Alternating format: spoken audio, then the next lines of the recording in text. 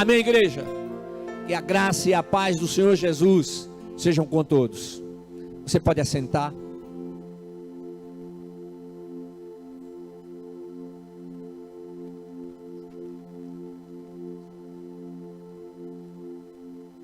Glórias ao nome de Jesus. Amém. Meus amados irmãos, cada culto é um culto especial. E nós sabemos que vivemos por momentos, como se fosse um quadro, esse. Ou seja, nós planejamos, nós fazemos os nossos propósitos e os apresentamos diante do Senhor. E o Senhor é aquele que vai dizer se serão realizados ou não.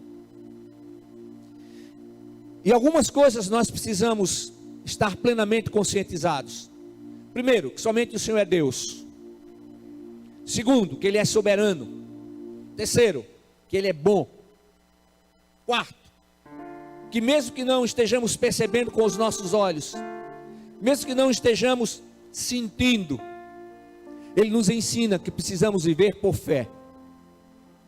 Nós confiamos que Ele está fazendo, que Ele fará, e que Ele sempre, Ele age para o nosso bem.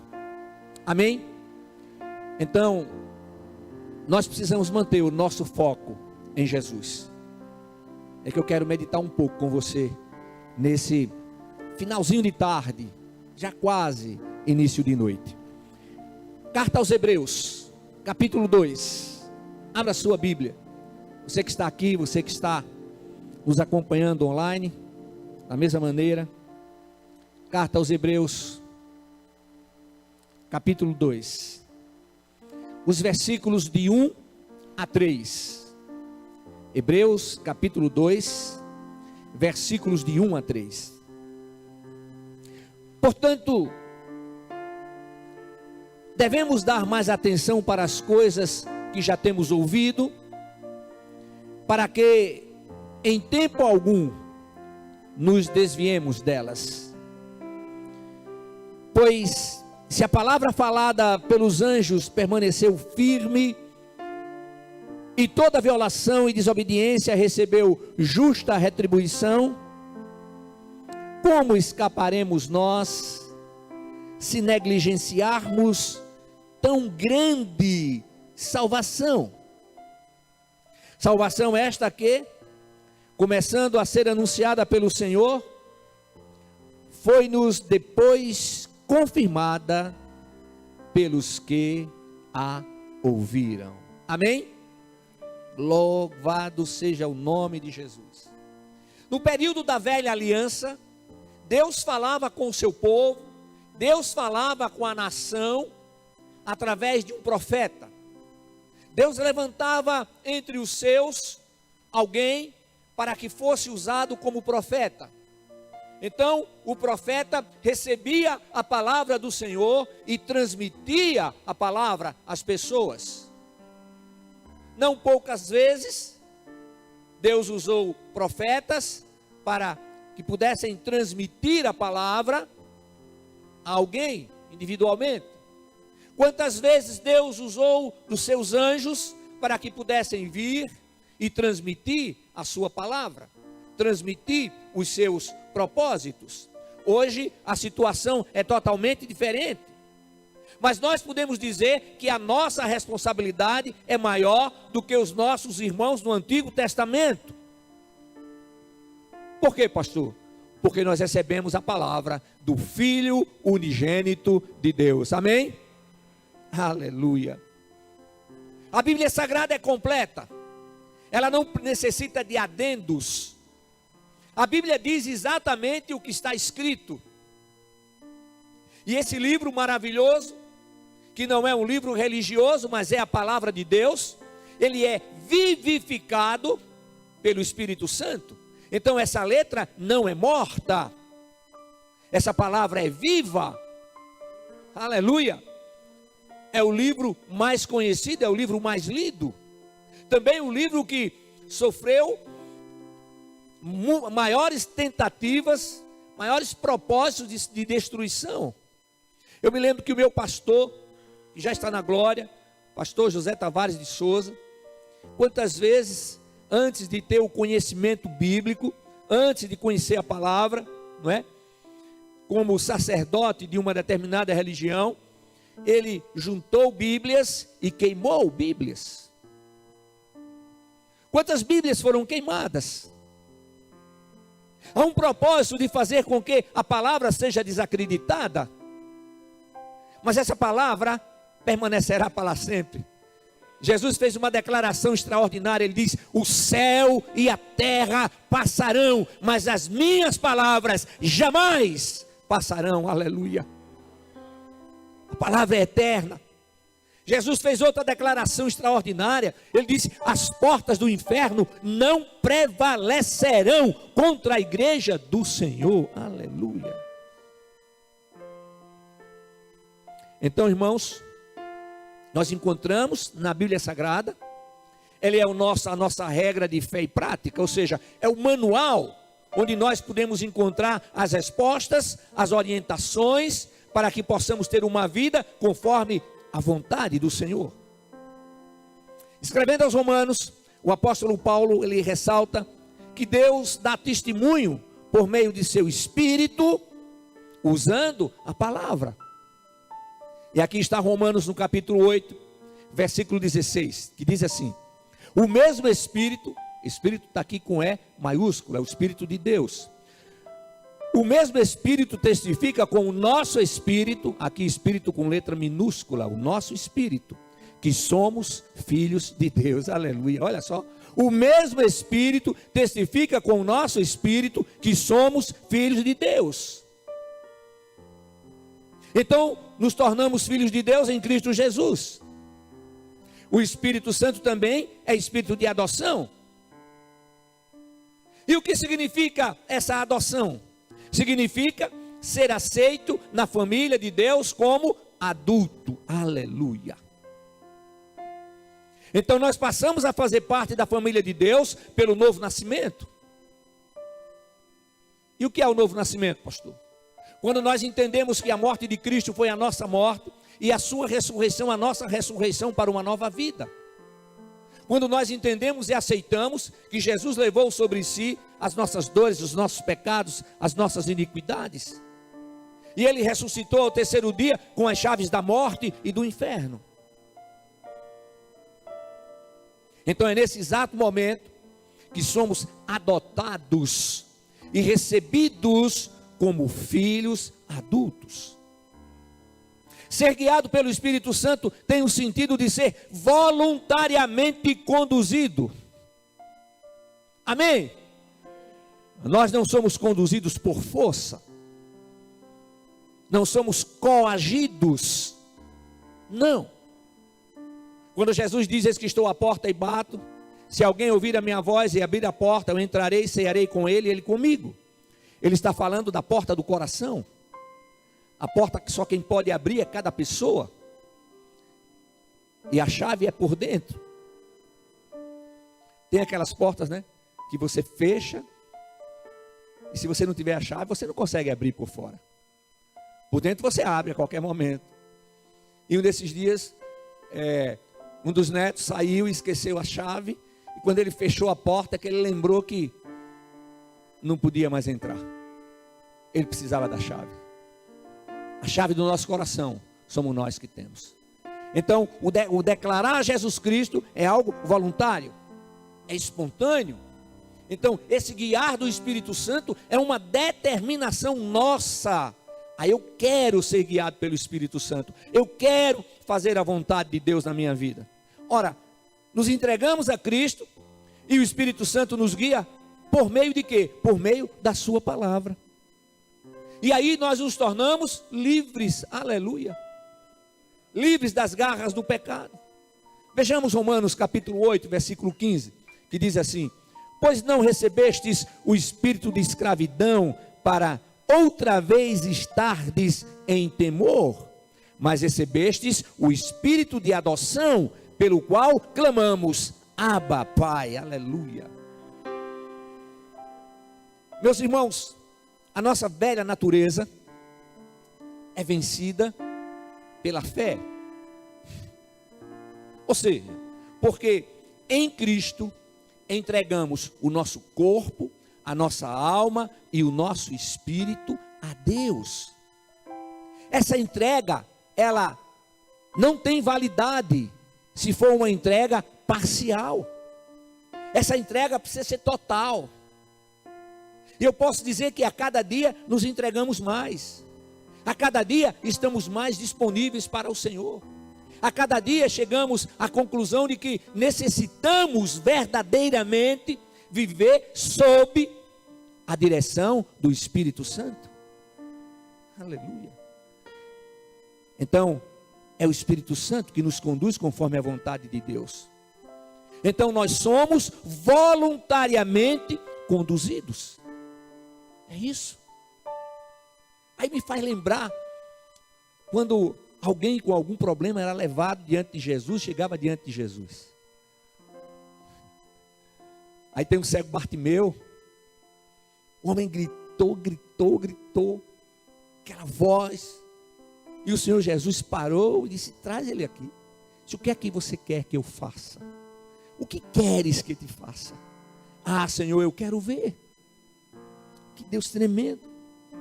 Deus que escuta e responde. Mais uma vez, parte do nosso texto bíblico. Nosso texto bíblico lá em Hebreus 2, 1 a 3, no versículo 3 diz assim: portanto, devemos dar mais atenção para as coisas que já temos ouvido, para que em tempo algum nos desviemos delas. Olha só, devemos dar mais atenção para as coisas que já temos ouvido, para que em tempo algum nos desviemos delas. Dá para entender porque o Espírito fica nos lembrando, porque o Senhor fica chamando a nossa atenção, no sentido de dizer: olha, escuta, para, medita.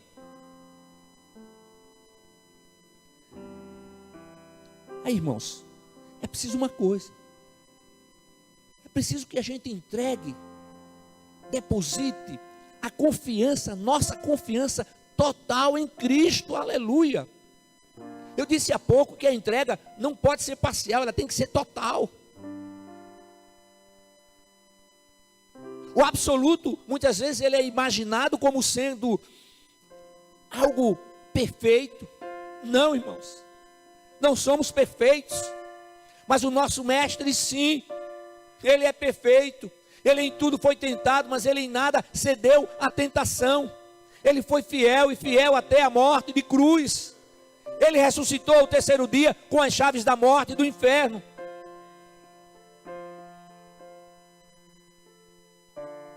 Nós precisamos ter isso na nossa mente e no nosso coração.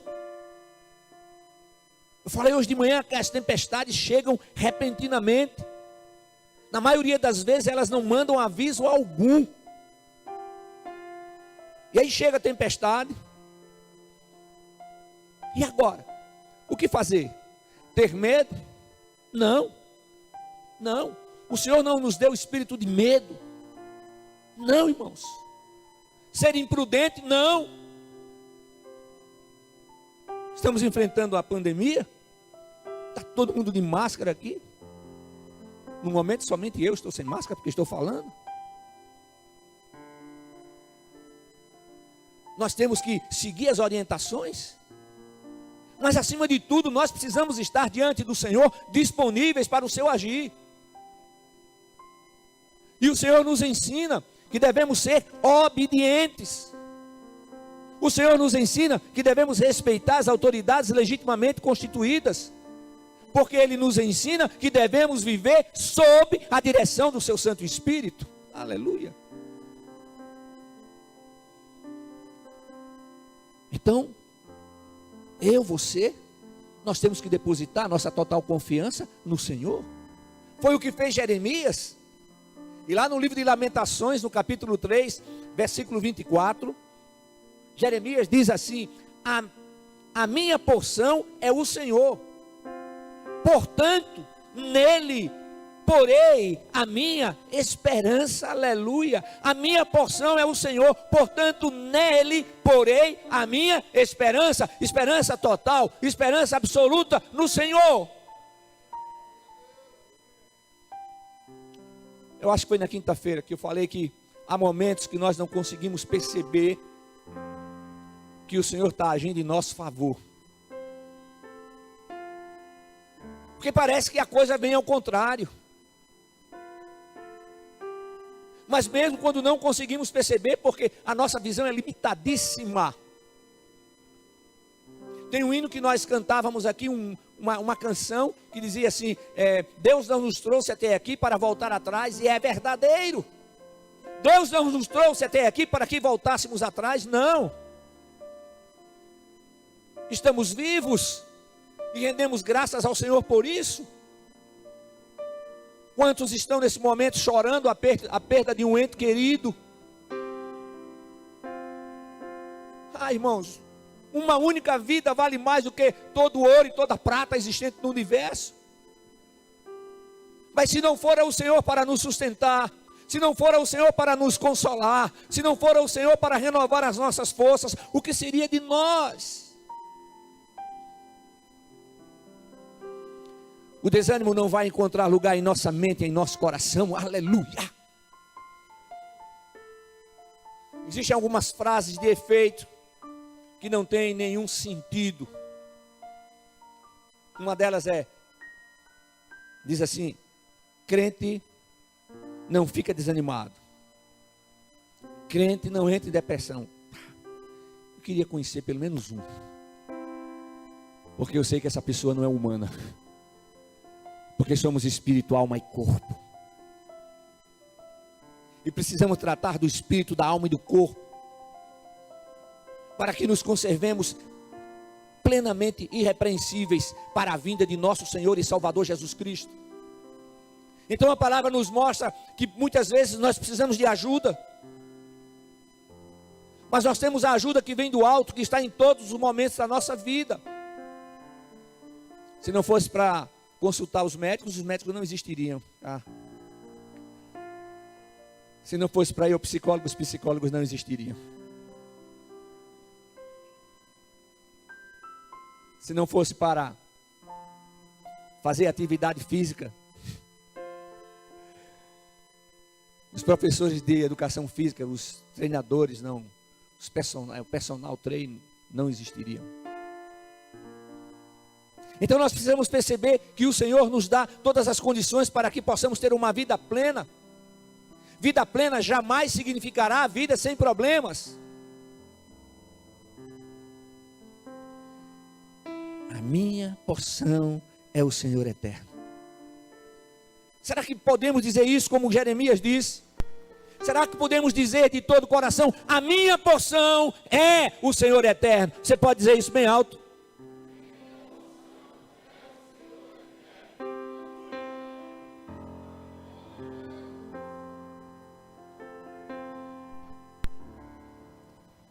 Se todas as vezes, e é verdade, que o Senhor age em nosso favor, então Ele espera que depositemos total confiança nele.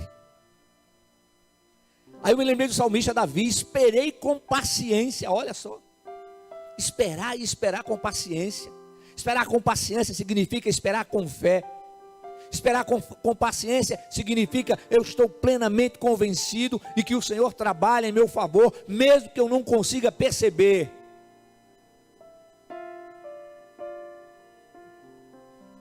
Jesus Cristo é o autor da eterna salvação.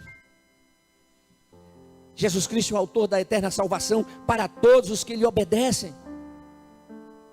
Aí vem a seguinte pergunta: o que eu e você, o que nós temos feito para manter o nosso foco em Cristo?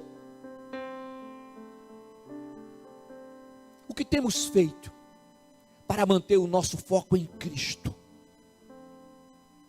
A palavra de Deus nos ensina, nos mostra que o mundo jaz no maligno. E o mundo tem muitas coisas boas para oferecer. Boas aos olhos, boas à vontade da carne. Entretanto, coisas que passam rapidamente, cujo fim é a separação eterna do Deus eterno, do Deus Criador. Nós precisamos viver intensamente cada momento.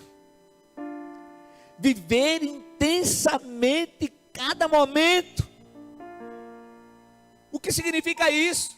Significa entrega total, confiança total em todos os momentos. Significa que eu não vou usar nenhuma estratégia que seja contra os princípios bíblicos. Eu não aceito, não quero nenhuma estratégia na minha vida conforme os princípios bíblicos. Em determinada situação que estávamos passando, num determinado momento, tanto crítico, eu não posso dar mais detalhes.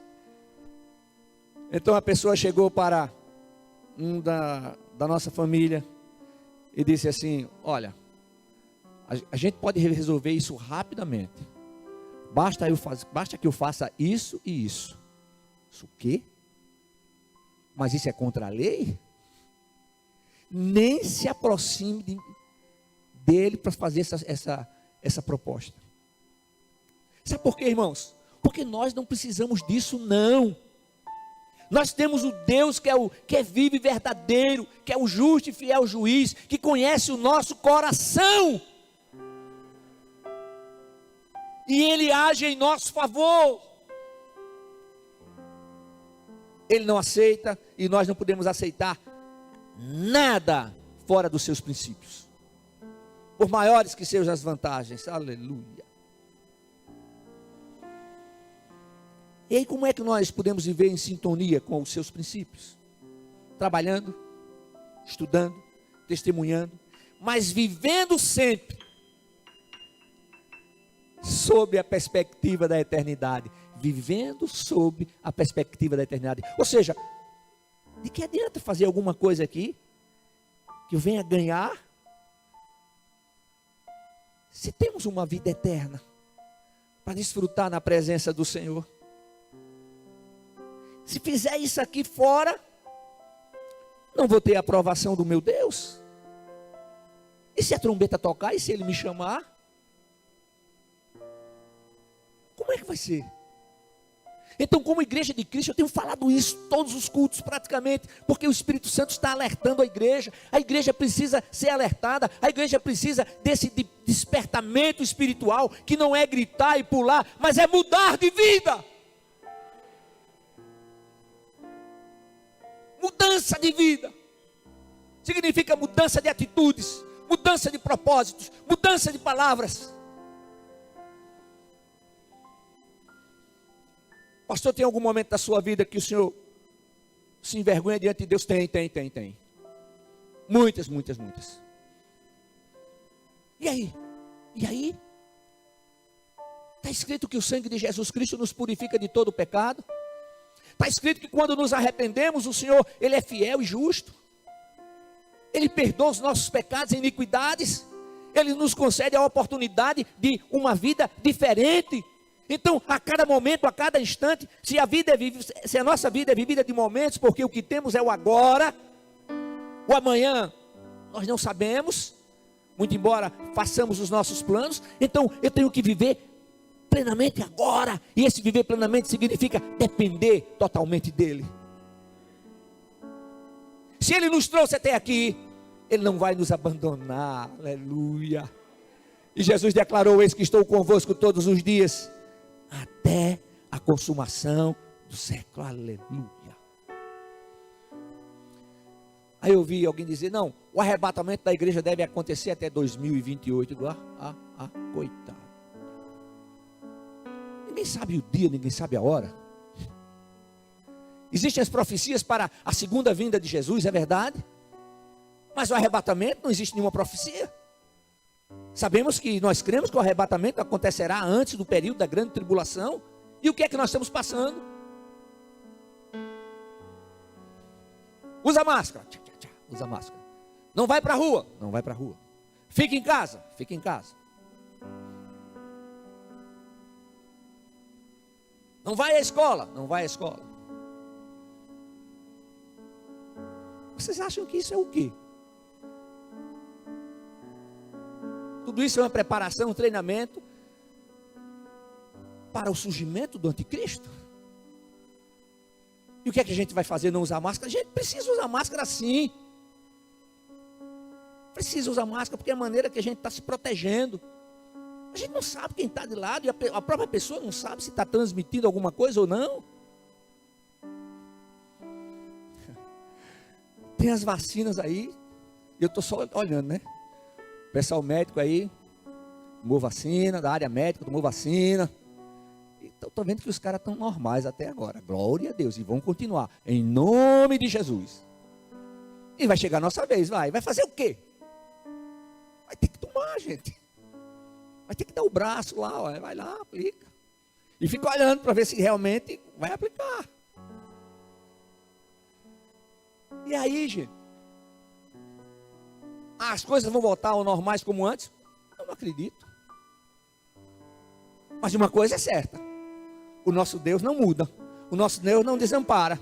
O nosso Deus está presente. E Ele provê a todas as nossas necessidades. Glórias ao nome de Jesus. Aí chega alguém e diz assim: mas pastor, eu pequei, e agora? Arrependa-se. Peça perdão a Deus. Peça perdão de coração. Pastor, e será que Ele vai me perdoar? Sim, eu acabei de citar. Aí lá em 1 de João 2,1 diz assim: filhinhos meus, estas coisas vos escrevo para que não pequeis. Se, porém, alguém pecar, temos um advogado para com o Pai, Jesus Cristo, o justo. Aleluia. Oh, glórias ao nome de Jesus. É um advogado totalmente diferente dos advogados terrenos. O advogado aqui está escrito com A maiúsculo, é o nosso Senhor Jesus Cristo. Ele é o nosso advogado, Ele é o nosso sumo, supremo sacerdote, verdadeiro sacerdote. Agora não esqueça do que está escrito lá em 1 de João 1, 3, 9. Você conhece muito bem: aquele que é nascido de Deus não vive na prática do pecado, porque a semente de Deus permanece nele, não pode continuar pecando, porque é nascido de Deus. Deixa eu falar uma coisa para você, isso serve para mim e para você. Se o pecado está sendo algo costumeiro, se o pecado está sendo algo costumeiro em sua vida, tem alguma coisa errada. Porque a nova criatura não consegue viver na prática do pecado. Então o que tem que fazer? Tem que rever a vida. Tem que orar, tem que clamar. Declare a Jesus Cristo como o Senhor único e suficiente Salvador. Deus está agindo em sua vida, aleluia. Não é o nosso assunto, mas deixa eu falar uma coisa para você. Ali no Calvário, Jesus se fez maldição por nós. Ele se fez maldição por nós. Ele levou tudo de ruim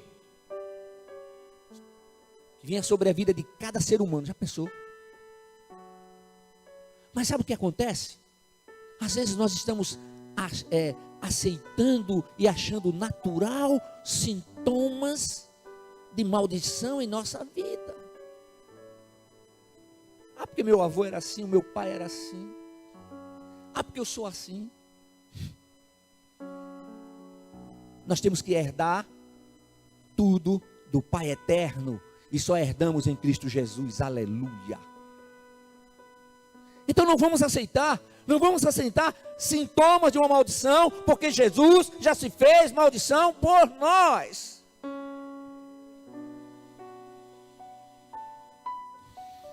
E a presença do Senhor é para quê? Para nos convencer do pecado, da justiça e do juízo, fortalecer, sustentar, capacitar, renovar, derramando sobre a nossa vida da alegria que vem de Cristo. É Ele quem nos faz triunfar, aleluia. É Ele quem nos faz desfrutar da verdadeira paz e segurança. As ciladas do diabo são astutas. É por isso que o Senhor diz que é para vigiar e orar. Cada nova criatura precisa ter a consciência espiritual de que a vida terrena é passageira.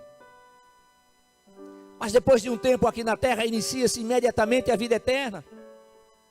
Então nós não podemos nos esquecer que temos um espírito, que somos seres espirituais. É um espírito novo que Deus dá para cada pessoa, não é um espírito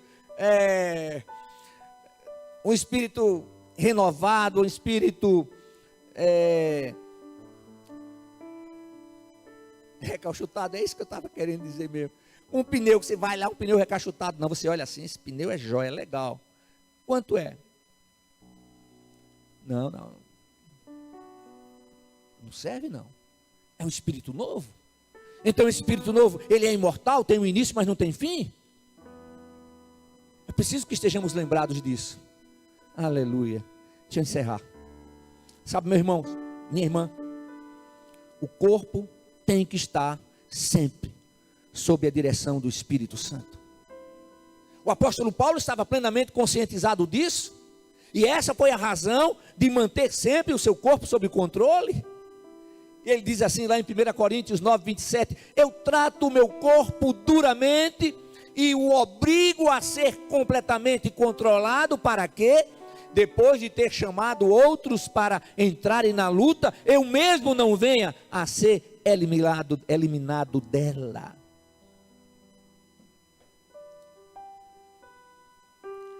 A palavra grega usada no texto para reprovado significa desaprovado depois de ser testado. Aí nós podemos dizer que o prêmio, a coroa, é a recompensa pela persistência e pela renúncia pela causa de Cristo. Aí eu renuncio isso, porque eu tenho um Deus que me prometeu e me promete vida plena e vida eterna, porque eu tenho um Deus que trabalha por mim, eu tenho um Deus que ministra ao meu espírito, mesmo quando estou dormindo, aleluia. Eu tenho um Deus que provê a todas as minhas necessidades, eu tenho um Deus que me capacita, me dá inteligência, para que as minhas decisões sejam decisões favoráveis, aprovadas por Ele, aleluia. Equipe de louvor. Aí lá em Filipenses diz assim, pois vos foi concedido por amor de Cristo, não somente crer nele, mas também padecer por Ele. Quer que eu diga uma coisa para vocês? As lutas provam que somos salvos. E diante do sofrimento nós somos consolados por meio de Cristo. 2 Coríntios 1,5, pois como as aflições de Cristo transbordam para conosco, assim também a nossa consolação transborda por meio de Cristo, aleluia. Você está entendendo o que eu estou falando?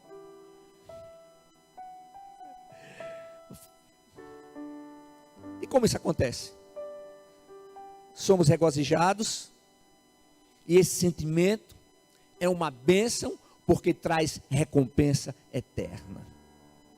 E o sofrimento permite que no futuro sejamos glorificados com Cristo.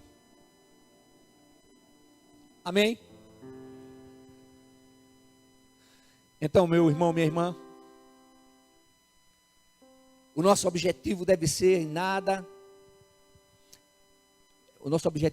aquele de que em nada sejamos confundidos, para que possamos comprovar em nosso viver a grandeza de Cristo. Amém? Então que haja sempre essa determinação em nosso ser. Assim, mantendo o foco em Cristo Jesus, nós ouviremos as palavras do Pai Eterno, conforme está escrito em Mateus 25, 34. Vinde benditos de meu Pai, possuí por herança o reino que vos está preparado desde a fundação do mundo. Amém? Nada por merecimento, mas pela graça do Senhor. Mantenha seu foco em Jesus, porque vale a pena. Vale a pena. Vale a pena. Amém?